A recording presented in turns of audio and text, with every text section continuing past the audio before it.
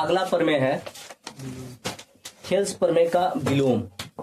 बोल रहा है यदि एक रेखा किसी त्रिभुज की दो भुजाओं को एक ही अनुपात में विभाजित करे तो वह तीसरी भुजा के समांतर होगी। इसको हमको सिद्ध करना है। चलो देख लो, प्रमेय नंबर 2 है, इसको बोलते हैं थेल्स प्रमेय का विलोम। थेल्स प्रमेय का विलोम, ठीक है। कहने का मतलब ये है, यह त्रिभुज दिया है, ठीक है। इसका नाम ले लेते हैं ए बी सी, ठीक है। एक लाइन हमारे पास है सी डी यहाँ पे, ठीक है जी। कोई दिक्कत नहीं है, डी होगा ना यार, सी डी बोल रहा है, डी है। और यह बोल रहा है ये जो डी भुजा है ना, इसको एक ही अनुपात में काट रहा है, यानी कि A D upon B D equal to A E upon E C. ये चीज उसने दिया है, ठीक है, ये गिवन है, समझ में आया। अब बोल ये रहा है कि आप ये प्रूफ कीजिए कि जो डीई है वह बीसी के पैरेलल है। समझ में आ गया? समझ में आ गया जी? हाँ, ये इतना दिया है, ठीक है। हाँ?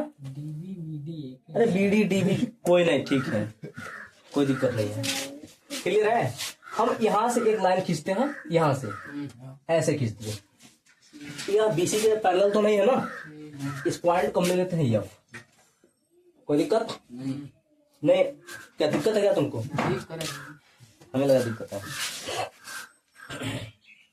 ये चीज उसने दिया है, और हम ये जानते हैं ये तभी प्रूव होता है जब ये डी क्या होता है, पैरेलल होता है। ये हम जानते हैं पहले से, ठीक है। अभी हम इसको छोड़ दे रहे हैं यहाँ पे, ये चीज हमको दिया है, लेकिन अभी हम इसको छोड़ दे रहे हैं। हमने एक लाइन खींचा जो है डीएफ।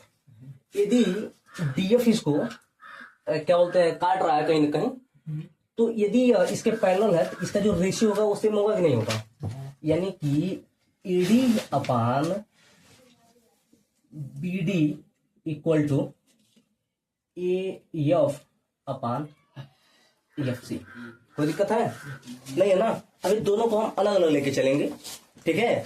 मतलब कहने का मतलब ये है ना, हमको ये प्रूव करना है कि जो पॉइंट एफ है वो पॉइंट ई पर ही स्थित है, ठीक है। ये हमको प्रूव करना है। तभी तो, चूंकि ये तो हम जानते हैं डी जो होता है पैरेलल होता है। यदि हम ये प्रूव करते हैं कि डी जो एफ जो है वो ई ही है, यानी कि दोनों एक ही भी पॉइंट है, तो प्रूव हो जाएगा हमारा चीज, ठीक है। तो ये चीज हम यहाँ से लेके चले हैं, यानी कि हम एक लाइन खींचे हैं डीएफ, और डीएफ यदि एक लाइन है तो ये इस रेशियो में होगा, ठीक है। यदि हम दोनों साइड में एक जोड़ दें, कोई दिक्कत नहीं किसी को? क्या नहीं समझ में आया? हाई जो लिखे हैं यार, ये त्रिभुज है ये, ठीक है। ये त्रिभुज हो गया, और ये हम चीज जानते हैं पहले से थेल्स प्रमेय से, यदि बीसी के समांतर एक लाइन हम खींच दें डीई, खींच दें, तो जो एडी होगा अपान डीबी होगा इक्वल टू होगा एई अपान ईसी के। ये होगा कि नहीं? ये होगा। हम क्या कर रहे हैं ना, इस लाइन को हम थोड़ा सा तिरछा कर दे रहे हैं, हम एक पॉइंट एफ ले रहे हैं, ठीक है। अब यदि हम ये प्रूफ कर दें कि जो एफ पॉइंट है वो पॉइंट ई ही है, यानी कि एफ और ई अलग अलग नहीं है, एक ही पॉइंट है, ठीक है।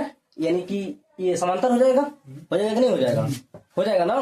तो अब हम यह पॉइंट से लेके चल रहे हैं, मिटा दे इसको। हाँ, यदि यह पॉइंट को लेके चल रहे हैं तो सेम यही वाला कंडीशन लाएंगे थेल्स प्रमेय इसमें भी, तो क्या हो जाएगा, एडी यहाँ पे लिखे हैं, क्या बार बार लिखे, A D upon B D equal to A F upon C F, हाँ एफ सी, ठीक है। कोई दिक्कत नहीं है। अब चूंकि हमको इतना अपन इतना मिल गया, और जब हम इस दोनों पॉइंट को, यानी कि एफ को और ई को एक पॉइंट हमको दिखाना है, एक पॉइंट पे दिखाना है, तो हमको पूरा लंबाई चाहिए, चाहिए कि नहीं? उस पूरे लंबाई को लाने के लिए हम इस साइड में एक जोड़ दिए और इस साइड में भी एक जोड़ दिए, ये हम अपने मर्जी से किए हैं, ठीक है। जब करेंगे तो क्या हो जाएगा, ये हो जाएगा B D plus A D upon B D होगा इक्वल टू, इधर हो जाएगा A F plus F C upon F C. कोई दिक्कत है? कोई दिक्कत है नहीं है ना? इसको हम समीकरण नंबर 1 मान के यहीं पे छोड़ दे रहे हैं, एक स्टेप आगे बढ़ रहा है तब छोड़ते हैं। अच्छा इधर देखो, AD और BD ये दोनों मिला के AB हो जाएगा नहीं हो जाएगा? हो जाएगा। यानी कि यहाँ हम लिख सकते हैं AB upon BD equal to, ये देखो AF और FC मिला के AC हो जाएगा, यानी कि equal to AC upon FC। कोई दिक्कत नहीं ना है? हाँ? इसको हम समीकरण नंबर 1 बना के यहीं पे छोड़ देते हैं, क्योंकि ये जो चीज है ना AD upon BD equal to AE upon EF EC, ये तभी होता है जब D जो है पैरेलल है, होता है ना। यानी कि हम एक्चुअल से लेके चलेंगे, एक्चुअल से। एक्चुअल क्या है?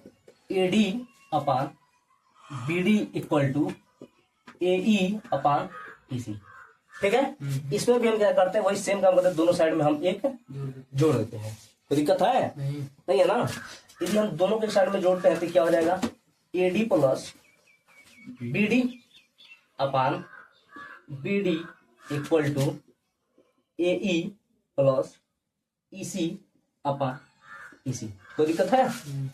अब AD प्लस BD यानी कि AD प्लस BD AB हो जाएगा, यानी कि हो जाएगा हमारे पास AB upon BD equal to, ये क्या हो जाएगा? AC हो जाएगा नहीं पूरा पूरा, यानी कि हो जाएगा AC अपान EC। कोई दिक्कत है? नहीं है ना। हाँ, अब दोनों, ये समीकरण नंबर 1 हो गया, ये समीकरण नंबर 2 हो गया। दोनों समीकरण में देखो नीचे वाला जो टर्म है दोनों बराबर बराबर है कि नहीं है? यानी कि हम यहां से यह कह सकते हैं कि जो AB है वह AC के बराबर है। क्या समझ में? सर नहीं बराबर है, FC EC नीचे वाला। अच्छा ये वाला, कहाँ से गड़बड़ हुआ यार? कहाँ बराबर? अरे एक मिनट रुक जाओ, घबराने की नहीं, थोड़ा सा सही है, थोड़ा सा गड़बड़ हो गया हमसे। ये देखो इस साइड में और इस साइड में दोनों एक जैसा आ गया कि नहीं?